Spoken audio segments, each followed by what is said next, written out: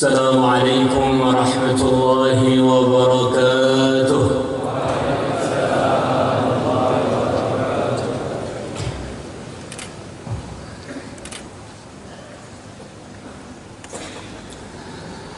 Nahmaduhu wa nusalli wa nusallimu ala rasulihil karim, amma ba'd. Hadirin hadirat yang kami muliakan, wabil khusus para wali santri yang telah datang jauh-jauh mengantar putra putrinya. Semoga Allah memberi ganti yang lebih banyak di dunia sebelum akhirat. Duitnya tambah banyak, halal barokah lagi, tokonya tambah banyak, utangnya tambah lunas. Dan kepada semua teman-teman santri, putra maupun putri, wabil khusus yang mau sudah, semoga lepas dapat jodoh yang sesuai. Masya Allah. Lau aliman nasu madza fil nikah la tasara'u ilaihi. Ini bukan hadis ya. Di bulan Syawal ini banyak kenangan dalam sejarah Islam. Yang kenangan tadi untuk menyemangati para wali murid dan juga untuk menyemangati para calon-calon wisudawan dan wisudawaniwati. Di bulan Syawal ini, Masya Allah, telah lahir orang Ajam, bukan Arab, pesek seperti kita, mungkin begitu itu. Bahasa lahirnya bukan bahasa Arab. Bahkan beliau ini adalah keturunannya mu'alaf. Kakeknya yang nomor 4 masih mu'alaf, baru masuk Islam. Tetapi beliau dipilih oleh Allah. Di posisi di dalam Islam, semua orang yang pengen alim, pengen ngerti agama, harus belajar kitab yang beliau tulis. Orang-orang yang selepas beliau. Kalau orang-orang belum belajar kitab beliau ini, belum dianggap alim. Ini masih belum sampai jenjang di situ. Namanya Muhammad. Bapaknya namanya Ismail. Ismail seorang ulama sekaligus seorang pedagang. Maka kalau kita lihat orang alim kok dagang, jangan disalahin. Karena ada cerita-cerita uangnya orang soleh itu halal, berkah lagi.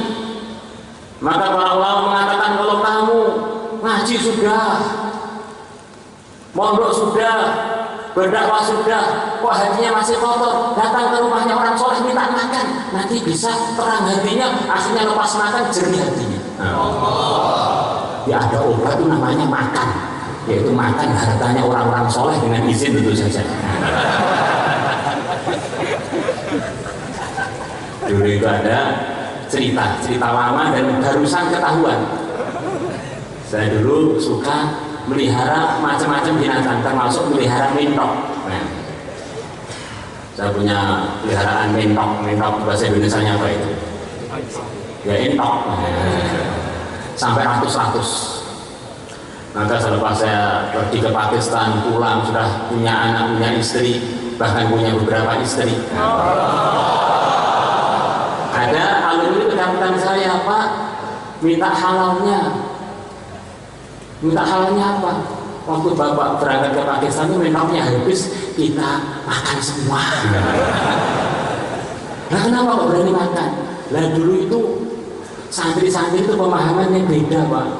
Ini hartanya dia ini, kalau kita makan nanti kita di akhirat akan diurus oleh para malaikat. Akhirnya kita ketemu dengan paknya kita, nanti kita dapat syafaat. Wah ngawur aja untuk saya habis. Jadi santri-santri dulu saking husnudonnya kepada guru-gurunya, dianggap nanti di akhirat punya derajat. makan hartanya tanpa izin, dia nanti dituntut di akhirat, terus ketemu gurunya mesti sayang, akhirnya syafaat.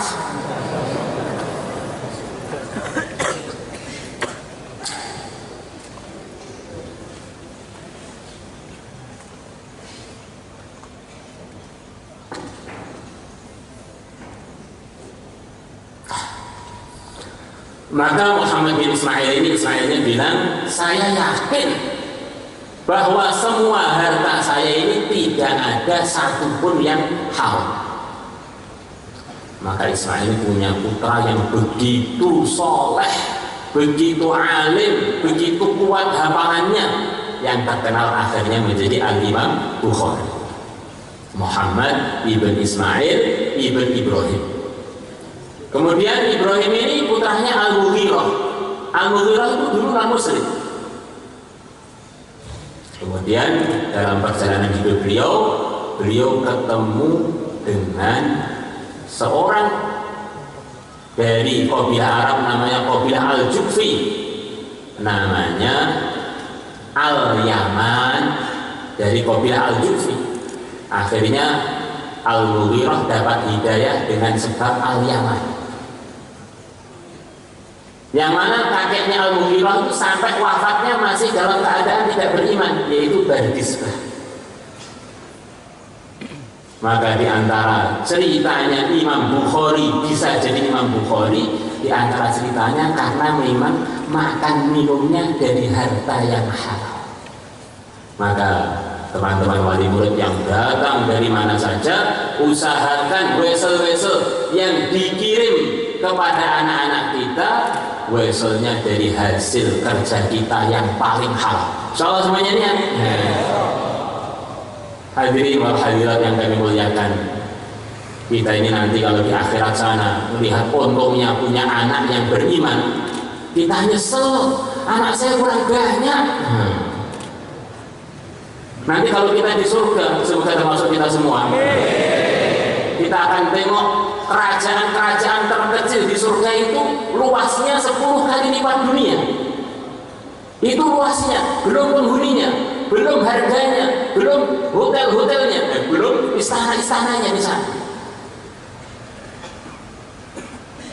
Orang iman yang paling lemah imannya, andaikan di dunia tinggal dia saja, maka dunia gagal terjadi hari kiamat, dunia masih boleh dipakai. Maka maknanya orang beriman yang satu yang ngantuan, mondok aja nggak mau ini. Apalagi yang mau mondok, ngantuan imannya paling lemah.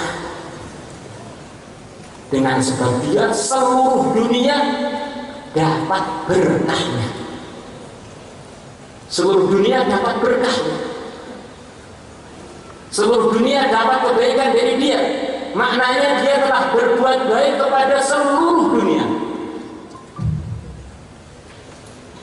Dan Allah telah menjanjikan orang yang buat baik, minimalnya Allah akan beri ganti untuk dia 10 kali lipatnya. Man jaa bil hasanati falahu 'asyru amsalha. Barang siapa buat suatu kebaikan, minimal Allah akan beri kepada dia 10 kali lipatannya. Maka tidak heran Hanat diberi surga 10 kali lipat dunia, karena dia telah berbuat baik kepada seluruh dunia, kepada manusianya, kepada hewannya, kepada gunungnya, kepada airnya, kepada kerikil-kerikilnya, kepada tanahnya. Dia telah berbuat kepada semuanya kebaikan, maka dia diganti untuk dia minimal sambutan pertama surga yang luasnya 10 kali lipat dunia. Maka hakikatnya tidak ada orang beriman yang tidak berkahi kita. Mau doakan kita, nggak mau doakan kita, musuhi kita, suruh pada kita, fitnah pada kita, orang iman dari sisi ini semuanya masih datangkan kebaikan pada kita. Maka kita lihat orang beriman, kalau dengan pandangan ini insya Allah banyak titik temu dengan orang-orang beriman. Tetapi kalau pandangannya dengan pandangan harus ikut saya, ini akan banyak perbedaan. Karena kita dengan selain kita itu bukan satu jasad yang satu. Bahkan kita jasad yang satu saja sering berbeda pendapat. Mulutnya pengen sambal, perutnya sakit mah. Akhirnya engkel-engkelan, menang mana? Mulut sambal, perutnya sangat sambal. Akhirnya kadang-kadang menang mulutnya, akhirnya mahnya kambuh. Kadang-kadang menang perutnya, akhirnya selamat dari kekambuhan asam lambung. Bagaimana pula kalau orang berimannya tadi ada amalan-amalan selain iman dia? Apalagi kalau orang imannya tadi, para hadirin wal hadirat, dia ini adalah pelajar ilmu agama. Ada orang, dia ini senang karena anaknya dekat dengan pejabat yang tertinggi, yang terkaya. Apa saja masalah dunia, gorennya minta bantuan pada dia, beres. Maka anaknya tadi begitu berbakti kepada orang tuanya, dia bilang kepada pejabat tadi, Pak, saya ini anaknya bapak ini, bapak saya telah banyak jasa pada saya minta bapak memperhatikan bapak saya, memperhatikan ibu saya. Apa keperluan ayah ibu, tak bereskan semua. Maka anaknya itu begitu diketahui orang tuanya telah mengenalkan orang tuanya kepada pejabat yang sukses, yang paling kaya, yang seluruh dunia ekonominya dia kuasai, senangnya bukan main. Nah, saya tidak rugi punya anak kamu, ibumu tidak rugi mengandung kamu, saya tidak rugi menyekolahkan kamu. Kamu telah mengenalkan bapak kepada tim sukses, Masya Allah, telah mengenalkan bapak itu kepada orang yang begitu hebat posisinya. Hadirin hadirat yang kami muliakan,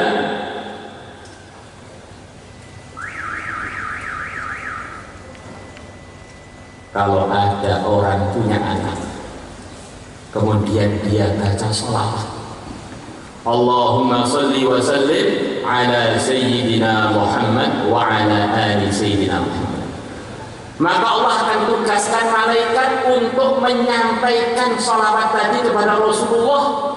Sekaligus disebutkan di depan Nabi, yang baca sholawat ini adalah namanya si fulan, putranya orang tua ini. Dia mengenalkan orang tuanya lewat bacaan sholawatnya kepada yang mulia Nabi besar Muhammad Sallallahu Alaihi Wasallam.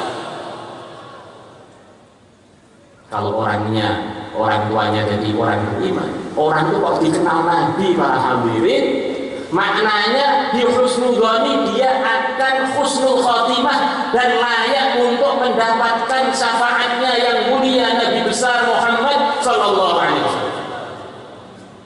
Maka orang punya anak mondok walaupun hanya 1 hari betahnya, kemudian belajar sholawat Allahumma sholli wa sallim ala sayyidina Muhammad, untungnya orang tuanya itu enggak lepas-lepas sampai hari kiamat, sampai akhir.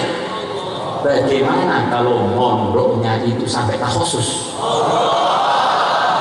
Maka ada seorang soleh itu kalau memberikan fasilitas pada anaknya, apa saja dibuat diberikan, minta mobil berikan, minta helikopter diberikan. Kalau helikopter yang asli kemahalannya, helikopteran diberikan. Minta istri dicarikan, minta suami dicarikan. Sampai orang-orang itu negur dia, kan kamu kok terlalu memanjakan anak kamu tuh gimana kan? Yang mewakili sujud saya di hadapan Allah, mewakili amalan saya di hadapan Allah, yang meneruskan jariah saya ini anak saya ini adalah investasi saya paling besar. Apapun akan saya lakukan demi jariah saya. Saya nggak sayang seluruh harta saya habis demi anak saya jadi orang manfaat. Seperti orang daftarkan anaknya untuk jadi pejabat, untuk jadi orang kaya, menjadi orang yang katanya bermartabat di dalam pendidikannya. Apa aja dijual demi anaknya. Nah ini anaknya didaftarkan di pondok untuk dijadikan manfaat di akhirat yang kekal abadi selamanya. Yang mana belajar agama, belajarnya saja belum diamalkan, itu sudah kesuksesan. Apalagi diamalkan, apalagi diyakini, apalagi didakwahkan. Untungnya itu sudah nggak bisa dihitung, kalkulator nggak bisa dihitung. La ilaha illallah. Maka nggak rugi punya anak orang beriman itu enggak. Maka di antara arahan agama bagi orang yang mampu, suruh punya anak sebanyak-banyaknya. Karena ini anak orang iman itu, kalau punya anak biasanya orang beriman, jarang sekali orang beriman punya anak nggak beriman. Ini adalah satu investasi yang hampir tidak ada kegagalannya, yaitu investasi nikah akhirnya muncul anak. Apalagi anaknya ngaji, apalagi hafal Quran, apalagi baik, masya Allah. Tadi cerita surga belum selesai. Kemudian kita tengok kanan, oh itu anak saya. Tengok kiri, itu anak saya. Tengok itu menantu saya. Oh itu cucu saya. Alangkah untungnya orang di sana melihat keturunannya jadi ahli-ahli surga, jadi punya kerajaan-kerajaan besar di sana. Masya Allah. Hadirin wal hadirat yang kami muliakan, kita ini sebagai orang pesantren mestinya mandang kebaikan itu harus sedikit berbeda dengan umumnya orang yang umum. Apalagi wali santri yang punya anak di pesantren, kita ini harus punya pandangan khusnuzon. Nabi telah bersabda dalam hadis yang diriwayatkan oleh Imam Ghazali. Beliau bersabda, innama bu'istu mu'allimah. Sesungguhnya aku ini diutus oleh Allah untuk mengajar. Mengajari iman, mengajari amal. Mengajari iman, mengajari amal. Mengajari sikap yang benar, langkah-langkah yang benar, keputusan-keputusan yang benar. Maknanya bagaimana teman-teman semua, wabil khusus wali murid dan calon wisudawan? Semua kebaikan, sumber segala kebaikan, markas seluruh arahan kebaikan asalnya dari ilmu yang Allah wahyukan kepada yang mulia Nabi besar Muhammad sallallahu alaihi wasallam. Maka pimpinan-pimpinan hidayah siapa? Para anbiya, orang-orang yang dapat ilmu dari Allah. Pimpinannya seluruh para anbiya siapa? Sayyidul Anbiya, beliau siapa? Pimpinannya orang-orang yang telah diberi ilmu oleh Allah yang mulia, yang termulia, baginda Nabi besar Muhammad sallallahu alaihi wa ala alihi wa sahbihi wa baraka wasallam. Ilmu agama ini agak beda dengan ilmu-ilmu yang lain. Ilmu agama itu di dalamnya kepastian. Diperlukan oleh yang kaya, yang miskin, yang rakyat, yang pejabat, yang kere, yang terhormat, yang terhina, yang jelek mukanya, yang rupawan mukanya, yang cantik ataupun yang rembes. Itu semuanya perlu kepada ilmu agama. Di antara cuplikannya ilmu agama adalah syahadat kita, la ilaha illallah Muhammadur Rasulullah. Tanpa ilmu tidak tersampaikan kepada umat. Yang membawa kalimat ini adalah para anbiya, para ulama. Para anbiya ini pimpinannya para ulama. Para anbiya jamaknya nabi. Nabi adalah orang yang telah diberi naba, orang yang telah dibimbing langsung oleh Allah Subhanahu wa ta'ala. Maknanya tidak mungkin terjadi kebaikan di dunia ini tanpa ilmu. Maka Abu Nu'aym meriwayatkan dalam kitab beliau, yuzanu yaumal qiyamati midadul ulama'i wa dima'u syuhada fayarjahu midadul ulama'i ala dima'i syuhada atau kama ja'a fil hadits. Nanti pada hari kiamat tinta-tintanya para ulama akan ditimbang dengan darah-darahnya para syuhada. Maka ternyata tintanya para ulama lebih berat melebihi darah-darahnya para syuhada. Tintanya ini, belum orangnya, tintanya. Namanya tinta enggak nempel. Maka tidurnya orang alim itu lebih baik daripada ibadahnya orang yang tidak alim, yang ibadah tanpa ilmu. Karena orang alim tidur dengan ilmu. Siapa yang tidur dalam kondisi suci kemudian wiritan sampai ketiduran, Allah akan kirimkan malaikat jadi masuk ke badannya orang itu, nempel ke kulitnya, ngeloni dia sampai sak bangunnya. Nah, orang itu kalau punya suami sama istri ketemu biasa lah, tapi ini dikeloni malaikat itu maka mimpinya ketemu Rasulullah, mimpinya Masya Allah apa masuk surga, mimpinya apa? Mimpi yang baik-baik ketemu para sahabat. Maka diceritakan oleh para ulama sebagian syuhada protes. Lah ini darah, nyawa dibandingkan dengan tinta kok berat tinta itu bagaimana? Maka para malaikat mengatakan, kamu tahu bahwa berjuang sampai wafat dalam perjuangan itu penting, itu menguntungkan, itu meningkatkan derajat sekian banyak. Dari mana?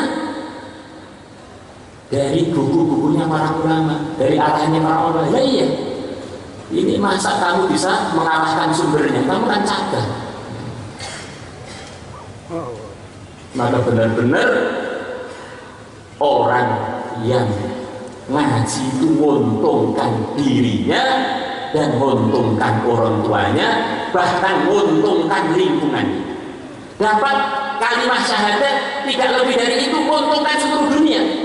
Bagaimana kalau tambah khatam Iqra? Bagaimana kalau khatam fasolatan? Bagaimana kalau khatam Quran? Bagaimana kalau khatam takhusus? Masya Allah, untungnya bagaimana? Jadi dapat la ilaha illallah tanpa ada tambahan yang lain, gak bisa maca Quran ummi. Itu untungnya untuk dia dan untuk seluruh dunia. Jadi ilmu agama itu membawa kepastian, pasti untung. Dapat duit pasti untung, apalagi banyak. Dan semua orang Islam itu bisa jadi Islam karena ilmu, yaitu bahwa ilmu syahadat minimal. Masya Allah. Allah hanya satu, la ilaha illallah Rasulullah. Untuk umat Muhammad, ya Nabi Muhammad saja. Itu bagian dari ilmu. Maka kalau orang menafikan ilmu agama, maknanya menafikan seluruh kebaikan. Karena kebaikan itu mesti dari ilmu. La ilaha illallah. Maka rasakan kita ini untung banget, diri kita ngaji, orang tua kita biaya. Maka kalau untuk sekolah-sekolah dunia, para hadirin wal hadirat, anak kita kirim besok 1 juta 2 juta, untuk yang belajar ngaji 100 juta setiap bulan. Ya, maksudnya gambarannya karena untungnya itu permanen. Kalau yang dunia itu ya nanti kalau dapat kerja, ya nanti kalau dapat jabatan, ya nanti kalau tokonya laku, ya nanti kalau ilmunya ada yang mau nyerah. Tapi kalau ilmu agama itu dipakai sendiri aja loh, sudah menguntungkan orang tuanya. Masya Allah, untung. Maka di bulan Syawal ini ceritanya Imam Bukhari lahir. Ayahnya yang begitu murni hartanya. Kemudian beliau punya ibu yang luar biasa, ngantarkan beliau keliling dunia untuk ngaji. Dan ibunya ini bukan sembarang ibu, mungkin ibunya mirip seperti wali-wali yang sekarang datang. Datang jauh-jauh demi untuk mondokkan putra dan putrinya. Masya Allah. Ini dalam sejarah di antara ceritanya pelajar saja karena ibunya dukung. Diceritakan Imam Malik juga begitu semangat ngaji karena didukung ibunya. Jangan-jangan santri-santri yang kurang semangat, ibunya kurang dukung. Maka ibunya harus semangat dukung. Nggak rugi ngandung 9 bulan, melahirkan sampai hampir copot nyawanya. Kemudian anaknya manfaat untuk akhirat dan dunia, nggak rugi. Kalau anaknya mau mondok itu nggak rugi. Nggak selesai aja nggak rugi, apalagi selesai. Tidak ada istilah mondok rugi, nggak ada. Bahkan datang sebentar di sini tahu sekelumit apa yang kita ngaji pagi hari ini, kemudian pulang itu sudah mondok sekelumit sudah nggak rugi. Tapi kalau ilmu-ilmu dunia para hadirin itu di dunia aja belum tahu laku. Berapa banyak alumni-alumni sekolahan dunia nganggur para hadirin. Tapi kalau alumni-alumni pondok baru nganggur berpahala terus. Tidur morok ternyata tidurnya pakai sunnah, jalan menuju surga. Seperti dia baca salawat dengan angkat orang tuanya kepada yang mulia Nabi besar Muhammad SAW. Sekelumit kata, jazallahu anna Muhammadan ma huwa ahlu. Riwayat Tabrani, siapa yang mengatakan kalimat tadi yang artinya kurang lebihnya, ya Allah, balaslah Nabi Muhammad dengan sebab jasanya beliau kepada umat dengan balasan yang layak untuk beliau. Allah akan tugaskan 70 malaikat untuk menulis amalnya selama 1000 hari. Masya Allah. Ini kita khusus mengatakan ternyata jazallahu anna sayyidina Muhammadan SAW wa ahluh, dia dapat pahala begitu banyak dan itu terkirimkan kepada orang tuanya semuanya juga. Wih, untungnya pokoknya Masya Allah. Nah, pada bulan Syawal ini juga Al-Imam Bukhari wafat. Semoga muncul ya fotokopi walaupun agak remang-remang muncul dari majelis ini ya. Masya Allah, banyak yang hafal sekian ribu hadis dari hadisnya Bukhari, banyak yang telah baca kitab Bukhari sampai selesai. Ini kaitannya dengan bulan Syawal itu. Masya Allah. La ilaha illallah. Maka di bulan Syawal ada cerita yang lain. Cerita bagaimana bulan Syawal ini dulu adalah dianggap bulan yang begitu ngeri, menakutkan, bulan sial. Orang-orang jahiliyah kalau sudah ada bulan Syawal mereka nunda semua acara. Walimah ditunda, pendurian ditunda, bisnis ditunda karena dianggap ini bulan sesat, bulan sial. Nah, maka nanti kita datang membawa ilmu dari Allah. Takut kepada makhluk itu salah alamat, berharap kepada makhluk itu salah alamat. Makhluk itu hanya makhluk, nggak bisa buat apa-apa tanpa Allah. La ilaha illallah. Nah, takut pada makhluk. Maka beliau waktu Syawal ini walimahan dengan Sayyidah Aisyah radhiyallahu taala anha. Yang dari walimah itu muncul keberkahan yang tidak putus sampai sekarang. Ini semua alumni Al-Fatah. Bahkan semua yang hadir, saya berhusnuzon, semuanya pernah mendengar sekelumit nasihat Nabi yang disampaikan kepada umat oleh riwayatnya Sayyidah Aisyah yang walimahannya bulan Syawal. Imam Zuhri mengatakan, andaikan ilmunya seluruh istri Nabi dikumpulkan jadi satu, kemudian dikumpul ditambah lagi dengan ilmunya seluruh wanita-wanita sahabat dikumpulkan jadi satu, kemudian ditimbang dengan ilmunya Sayyidah Aisyah, ilmunya Sayyidah Aisyah akan mengungguli ilmunya seluruh wanita waktu itu. Ini nikahnya bulan Syawal. Nah, maka Imam Nawawi dalam kitab Majmu' dia mengatakan yustahabuz zawaju fi Syawal, disunahkan kalau menikah itu bulan Syawal. Nanti kalau ada rencana menikah, maka di antara hari pilihannya adalah bulan Syawal.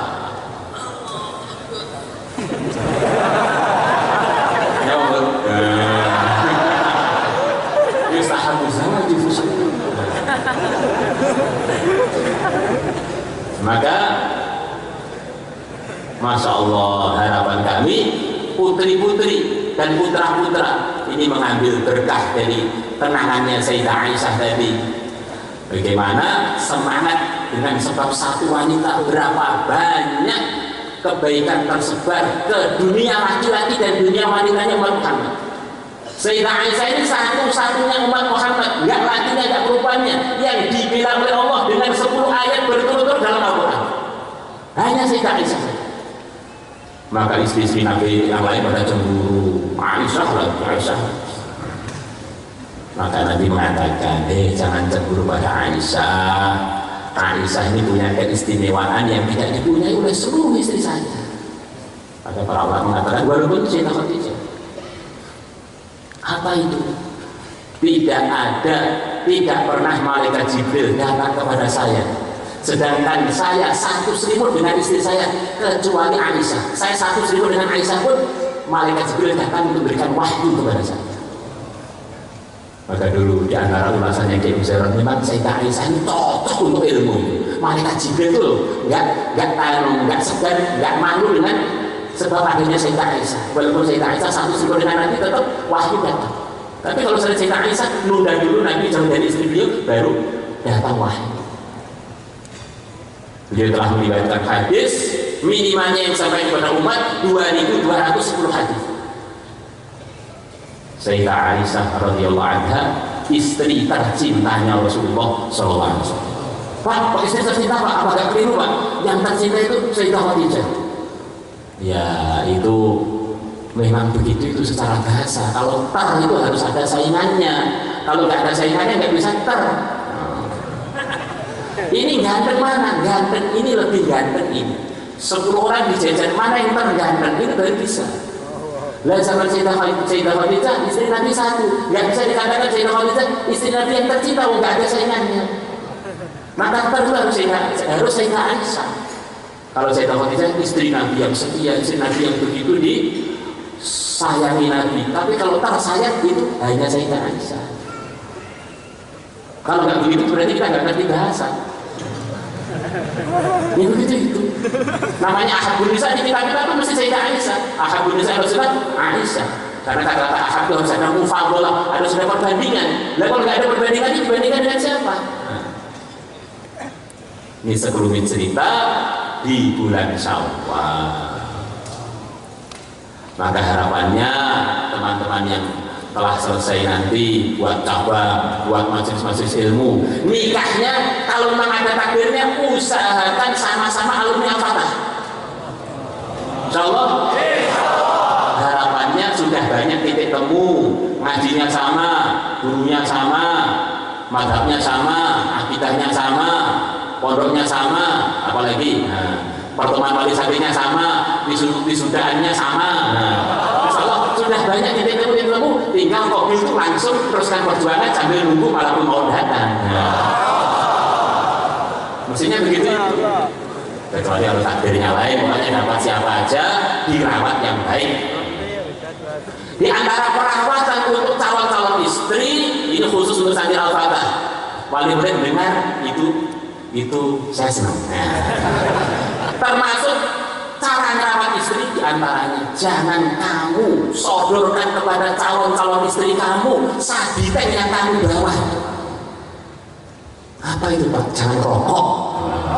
Orang itu kalau merokok kok lupa sikat gigi 100 kali.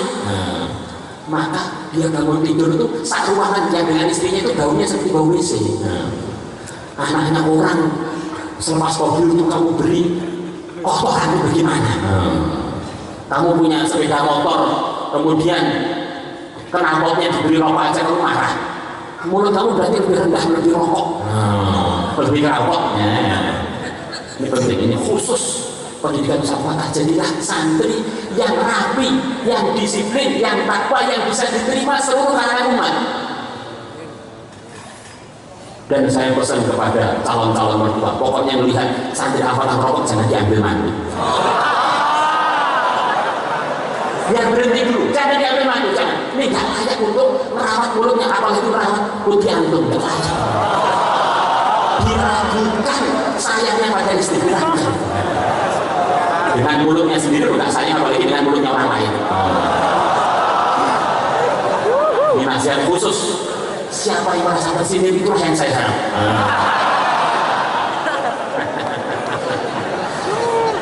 Penting, Masya Allah. Saya ini benar-benar kalau sudah melihat santri putri sudah hafidhoh, santri putri sudah alimah, dapat suami mulutnya lebih rendah daripada knalpot. Innalillah.